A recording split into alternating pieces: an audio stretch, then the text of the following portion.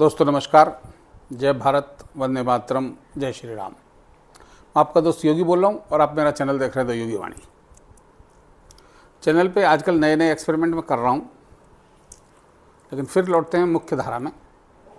अभी स्वाद की सैर में आप चल रहे हैं मेरे साथ, छोटे छोटे शॉर्ट्स बना रहा हूँ। लेकिन आज हम बात करते हैं वापस भारतीय राजनीति की। कल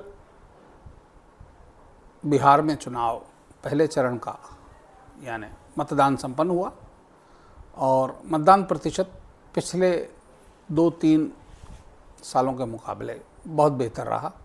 बावजूद इसके कि तकरीबन 68 लाख मतदाता जो वहाँ नहीं थे या दुनिया से जा चुके, उनके नाम मतदाता सूची से हटा दिए गए। उसके बाद का जो मतदान था वो बहुत बड़ा मतदान हुआ और अगला मतदान अब 11 तारीख को होगा और 14 तारीख को उसके परिणाम आएंगे। तो मतदान की गहमा गहमी संपन्न होते होते जयपुर में एक अभूतपूर्व आयोजन हो रहा है, जयपुर डायलॉग्स का, और उस प्रोग्राम में मैं अभी 3 सेशन अटेंड करके आ रहा हूँ और उसकी थीम रखी गई शत्रुबोध। बहुत समसामयिक थीम है और समाज के भांति भांति के वक्ताओं ने जो बात कही, बहुत ही गजब बात कही है। ये बात बिल्कुल सही है। हम आज अपने सनातन धर्म पर गर्व कर सकते हैं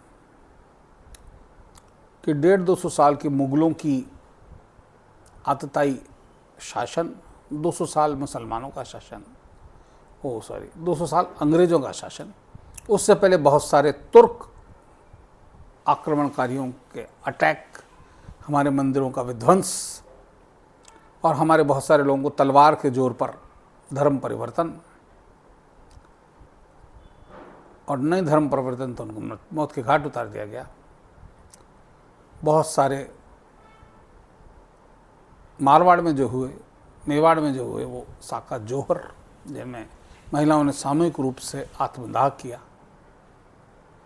बावजूद इसके सनातन धर्म अभी तक सुरक्षित है। क्यों? इस पे आप भी सोचिए कभी।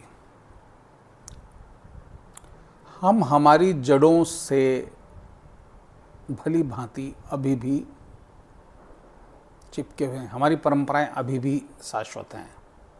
भले हमारे बच्चे आज के ज़माने में जीन्स टी शर्ट पहनते हैं, लड़कियां वेस्टर्नाइज ड्रेस पहनती हैं, वेस्टर्नाइज कल्चर में रहती हैं, बड़ी बड़ी बहुराष्ट्रीय कंपनियों में काम करती हैं, लेकिन इसके उनके कुछ संस्कार ऐसे सुरक्षित हैं कि 30 त्योहार पर उन संस्कारों की पुनरावृत्ति जो हो जाती है, उसके कारण हम हमारी जड़ों से जुड़े हुए हैं। हालांकि हमारी आत्ममुग्धता इतनी हो रखी है कि हम ये सोचें कि हम हमेशा बचे रहेंगे, ये थोड़ा मुश्किल काम है। तो इसके लिए शत्रुबोध की जानकारी जरूरी है। हमारा शत्रु कौन है, इसकी जानकारी जरूरी है।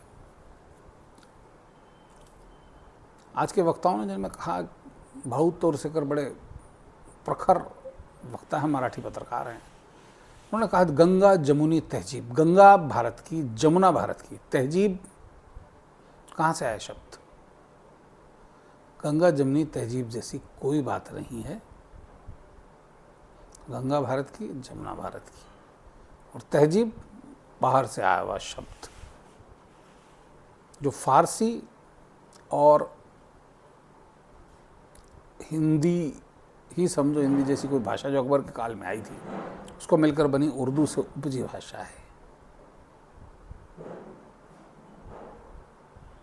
तो एक बात मान के चलिए कि सामने वाले लोगों को पता है कि आप उनके शत्रु हैं और इसीलिए वो दिन में 5 बार ऐलान करते हैं कि वो उनका जो आराध्य है वो एक ही है, उसके अलावा कोई नहीं है। और हमको ये कहकर नीचा भी दिखाते हैं सनातनियों को कि आपके तो बहुत सारे आराध्य हैं, किस किस को बुलाओगे, कौन आएगा कौन जाएगा, इसकी बहुत मजाक उड़ती थी। ये मैंने भी देखा है कि साहब हमारे 33 करोड़ हिंदू देवी देवता हैं, कभी लक्ष्मी जी को बुलाएं, सरस्वती जी को बुलाएं, काली माता को बुलाएं, विष्णु जी को बुलाएं, गणेश जी को बुलाएं, हनुमान जी को बुलाएं, शिव जी को बुलाएं, ब्रह्मा जी को बुलाएं, कृष्ण जी को बुलाएं, राम जी को बुलाएं, और भगवान विष्णु के 10 अवतार नरसिंह जी को बुलाएं, परशुराम जी को बुलाएं।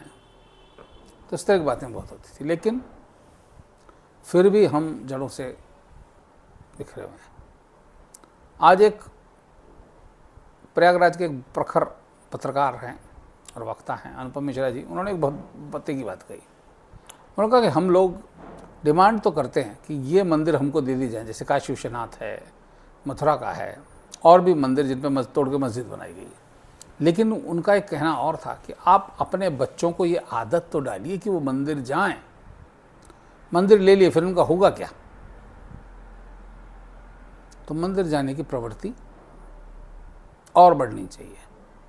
हालांकि 2014 के बाद, नरेंद्र मोदी युग के बाद, अब युग ही बोलूँगा मैं, सनातनी त्वरा जागृत हुई है, या कुछ लोगों का मानना है कि सनातनी त्वरा जागृत हुई है इसीलिए नरेंद्र मोदी प्रधानमंत्री बने। तो सनातनी त्वरा जागृत हुई है, तो इसके कारण मंदिरों में जाने वालों की संख्या अत्यधिक बढ़ गई है। जयपुर का गोविंद देव जी मंदिर बहुत भीड़ भरा हो गया है, एक दिन मैं आपको वहाँ की भी सैर कराने ले चलूँगा। और काशी विश्वनाथ मंदिर में जो कॉरिडोर बन गया, महाकाल में कॉरिडोर बन गया, अयोध्या में राम मंदिर नया बना ही है, तो कितनी भीड़ होने लग गई है।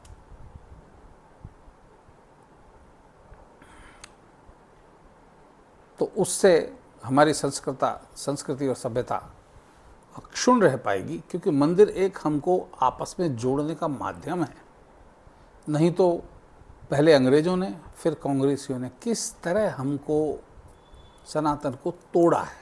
हमसे मतलब मैं सनातन की बात कर रहा हूँ, जातियों में बांट दिया, ये उसका दुश्मन, ये उसका दुश्मन। पत्रकारों ने, इवन मैं पत्रकार हूँ, मैंने पत्रकारिता में भी देखा, अभी चुनाव में भी आप देखोगे जातीय समीकरण में बटे हुए लोग।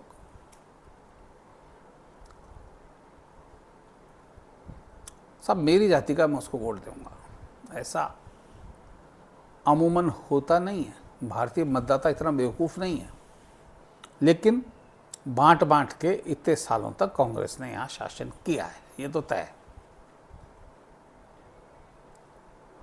पिछली बारी मैंने देखा, यानी जब यहाँ कांग्रेस की सरकार थी, तो कांग्रेस की सरकार ने अलग अलग बोर्ड बना दिए साहब। वाल्मीकि समाज का अलग बोर्ड बन गया, गुज्जर समाज का अलग बोर्ड बन गया, सैनी समाज का अलग बोर्ड बन गया। मतलब हिंदुओं को ही बांटने का जो कुत्सित प्रयास पहले से चला, उसी प्रयास के तहत ये किया गया। लेकिन अब जरूरत है कि हम एक हों। सब लोग हमको बांटने में लगे हुए हैं। और एक बात और उसमें आज समझ में आई मेरे, कि सिख समाज को तो अंग्रेज़ों ने हिंदुओं से अलग कर ही दिया था। बचा खुचा काम श्रीमणि गुरुद्वारा प्रबंधक समिति ने कर दिया। अब आज पंजाब के हालत भयावह हो चुके हैं। वहाँ आपको पगड़ीधारी ईसाई भी मिल जाएंगे। यानी 5 किलो चावल में लोग धर्म बदल रहे हैं। और ये सब हो रहा है श्रीमणि गुरुद्वारा प्रबंध कमेटी की नाक के नीचे। भाई जब आप बचोगे ही नहीं तो किन गुरुद्वारों का प्रबंध करोगे? सुना जाता है कि गुरुद्वारों में इफ्तार पार्टियां हो रही हैं, मुसलमानों को नमाज पढ़ने दी जा रही है, इस तरह की भी कार्रवाइयाँ वहाँ हो रही हैं। सिख समाज के लिए मुस्लिम जिस धर्म से के विरोध में सिख धर्म यानी सिख पंथ का उदय हुआ, हिंदुओं की रक्षा करने के लिए गुरुओं ने सिख पंथ बनाया और गुरु गोविंद सिंह जी ने खालसा की स्थापना करी, जिसमें संत सैनिक और संत दोनों और हर हिंदू परिवार का बड़ा बच्चा सिख बनता था। आज भी कई जगह पंजाब में परंपरा जारी है, लेकिन फिर भी सिख हिंदुओं से अलग हैं और सिखों का सबसे बड़े दुश्मन कौन है? हिंदू। क्रिश्चियन उनके दुश्मन नहीं है, मुस्लिम तो दुश्मन है ही नहीं है। राजनीतिक पार्टियों में बात करें तो भाजपा उनके दुश्मन है, कांग्रेस नहीं है। और वही कांग्रेस जिसने 1984 में इंदिरा गांधी की मौत के बाद हजारों 10 से 20 हजार सिखों को गले में टायर लटका लटका के जला के मार दिया। विभत्स तस्वीरें उसकी आज भी आपको इंटरनेट पर ढूंढने को तो मिल जाएगी। लेकिन बावजूद इसके वही सिख धर्म गोद में किसके जा बैठा है? कांग्रेस के। आज आम आदमी पार्टी की सरकार है पंजाब में, और आप मान के चलिए आगे आने वाले 10 साल तक भारतीय जनता पार्टी की वहाँ सरकार बनने की संभावना बिल्कुल नगण्य सी है। अगली बार भी अगर आम आदमी पार्टी रिप्लेस हुई तो वहाँ मौका मिलेगा कांग्रेस को, उसी कांग्रेस को जिसके नेताओं ने सिख लोगों को जिंदा जलाया था। और सिख धर्म के जो बहुत अनुयायी जो अपने आप को विशेष समझते हैं, एक विशेष देश खालिस्तान की मांग करते हैं, वो किसके इशारे पे? पाकिस्तान के इशारे पे। और इन्हीं मुगल आक्रांताओं के विरोध में सिख धर्म की स्थापना हुई थी। है ना बात गजब की?